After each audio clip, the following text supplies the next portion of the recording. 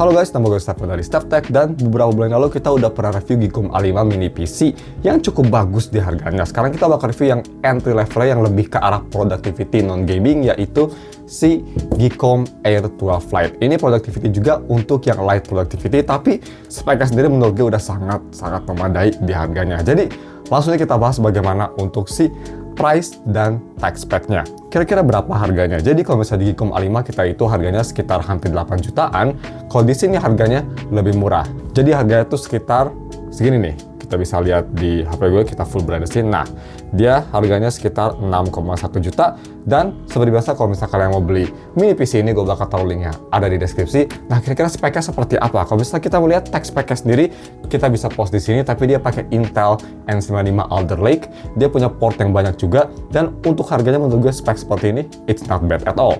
Jadi, mari kita langsung aja unboxing dulu dan lihat kelengkapannya. Bisa kita lihat ya, untuk masalah boxnya ini simple banget, lebih simple dari Geekom A5, tapi modelnya sih pretty much mirip-mirip ya. Tipe-tipe boxnya tuh pretty much sama sih. Kita langsung aja buka, kita cut bagian sini, dan langsung aja kita lepas si plastik covernya. So, kalau misalnya kita angkat, langsung disuguhi sama si PC-nya sendiri atau mini PC-nya. Kalau misalnya kita mau ke pinggirin dulu, di sini kalian dapetin apa aja. Jadi selanjutnya di sini kalian dapet thank you support. Kalau misalnya kita buka, isinya ini kayak card gitu ya. Thank you support card, dear customer, we love to pursue, nice. Dan selanjutnya di sini kita dapat manual, dan kita dapat ini juga nih DC portnya, karena dia sangat efisien ya, cuma 15 watt. Jadi ya lumayan kecil juga untuk masalah kabel AC-nya. Dan di sini kita dapat apa ini?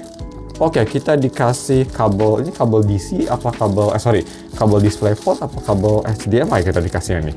Oke, kita dikasih kabel DisplayPort 1.4-nya. Yes, karena portnya nanti kita bakal bahas. Di sini portnya nggak cuma ada HDMI, tapi ada DisplayPort juga. So that's pretty cool. Dan di sini kita dapat skrup, dan skrupnya ini buat yang pastinya si VESA mount-nya. Jadi bisa kita untuk kelengkapan sendiri, walaupun ini entry level, menurut gue udah sangat cukup dan udah cukup komplit ya, bisa kita lihat nih. So, kita tutup aja si box-nya dan kita fokusin ke PC-nya sendiri. Jadi kita langsung dibuka dari bawah nih.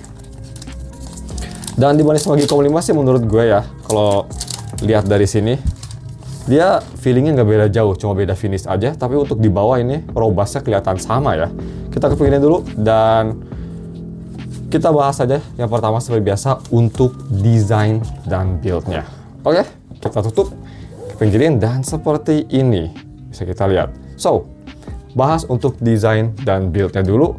Desain sendiri jujur gue cukup suka sama yang Geekom Air 12 ini. Dia warna full black-nya kerasa bagus ya, kerasa elegan, walaupun dia materialnya bukan yang paling premium, tapi kelihatannya premium, dan juga dipegang tuh kelihatan kokoh dan robust banget. Jadi untuk desain sih gue nggak ada masalah, looks pretty cool, dan dia juga udah di coated resin gitu, jadi harusnya dia benar-benar tahan atau wear resistant sama weather resistant dan kawan-kawan ya. Jadi harusnya aman, nggak ada masalah. Dan untuk build quality juga, Geekom salah satu yang sangat proud banget untuk masalah build quality. Jadi dia yang entry level juga ini nggak kalah sama yang lebih mahal.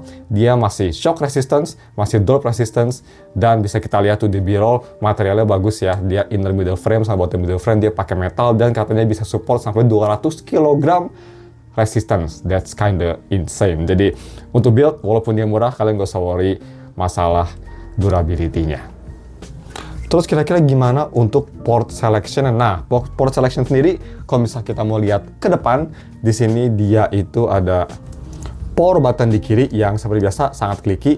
Terus di kanan di situ ada dua USB A 3.2 yang cepat.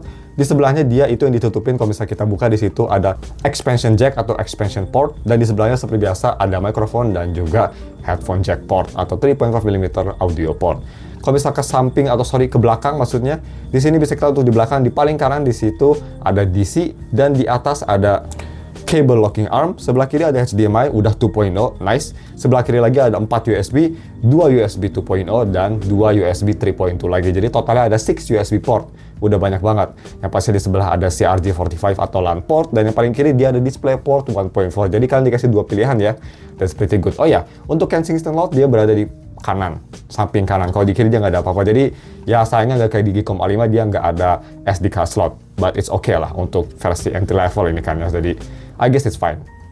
Dan kalau misalnya kita mau bahas untuk cooling system, walaupun ini pakai Intel N95 Alder Lake yang lumayan efisien dan nggak panas, tapi dia nggak dipangkas-pangkas lah untuk masalah cooling. Bisa kita lihat itu dia pakai dual copper cooling system dan punya airflow yang cukup besar di kanan kiri. Jadi harusnya untuk masalah apapun yang kalian lempar ke mini PC ini, nggak ada masalah untuk heatnya. Jadi no problem harusnya ya.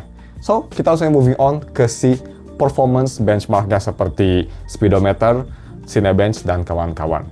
Oke, untuk performance benchmark yang pertama gue ingin tes yaitu si speedometer. Itu bakal nge-benchmark seberapa bagus kalau misalnya untuk browsing-browsing. Dan bisa kita lihat, bukan yang paling kencang, tapi bukan yang paling lambat juga ya, 7,7 memang itu entry level banget. Tapi wajar banget untuk chipset dan RAM-nya cuma 8GB. Udah cukup menurut gue. Dan kalau misalnya kita pindah ke Cinebench R23, itu Cinebench cukup berat untuk entry level chipset di Intel N95 Alder Lake ini. Skornya sekitar 1000-an. Ya menurut gue ya oke lah, terutama untuk 4-core 4 threads, it's actually not bad. Dan kalau misalnya kita pindah ke Crystal Mark Retro untuk ngetes SSD dan CPU plus multi-core juga, bisa kita lihat skornya not bad ya, terutama untuk single core-nya actually not bad, dan untuk read and write-nya juga menurut gue untuk harganya udah cukup kenceng. So, seperti itu untuk si performance benchmark-nya. Gimana kalau misalnya kita moving on ke day-to-day performance, kalau misalnya kita pakai untuk real world usage-nya.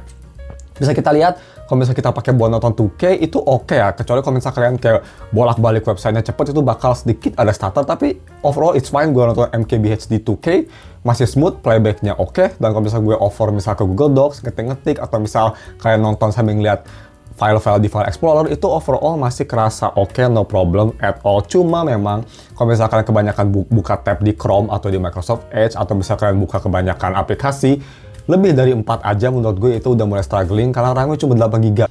Dan 8GB di Windows 11 Pro tuh menurut gue udah sangat-sangat kecil banget. Jadi menurut gue sih, kalau misalnya kalian punya duit lebih, mending upgrade aja ke 16GB. Pasti bedanya bakal lebih kerasa. Tapi overall 8GB juga, kalau misalnya untuk super light usage gitu ya, atau light usage in general, itu masih oke kok. Jadi nggak ada masalah. Terutama buat kalian untuk productivity normal, misal cuma buat kayak ngetik-ngetik Google Docs, browsing, Zoom, itu sih menurut gue masih oke banget. Apalagi ini kan portnya banyak ya, ada 6 USB portnya. Jadi kalau misalnya kalian mau colokin kayak SSD tambahan, mau colokin webcam, ini masih memadai banget. Jadi kita langsung aja masuk ke konklusinya. Di harga 6,2 juta, di zaman sekarang part-part PC mahal-mahal, ini menurut gue sih masih oke banget untuk kelas mini PC. Build quality ini terjamin ya, khas Geekom, sangat durable. Desainnya juga menurut gue cukup minimalis, elegan, dan performance juga udah sangat memadai. Sedikit kritik dari gue, mungkin Geekom bisa ya di harga 6 jutaan masukin RAM 16GB. Itu bakal jauh lebih bagus menurut gue sih. Tapi ya, 8GB memang agak sedikit nyesek, tapi ya bisa dibilang masih usable. Seperti itu. Konklusinya menurut gue sih di harga segini masih cukup worth it. Bagaimana menurut kalian? Segitu aja videonya. Thank you for watching. Dan kalau misalkan suka konten gue nge-review selain HP, bisa komen di bawah. Thank you for watching dan ketemu lagi minggu depan untuk video review lainnya. Goodbye.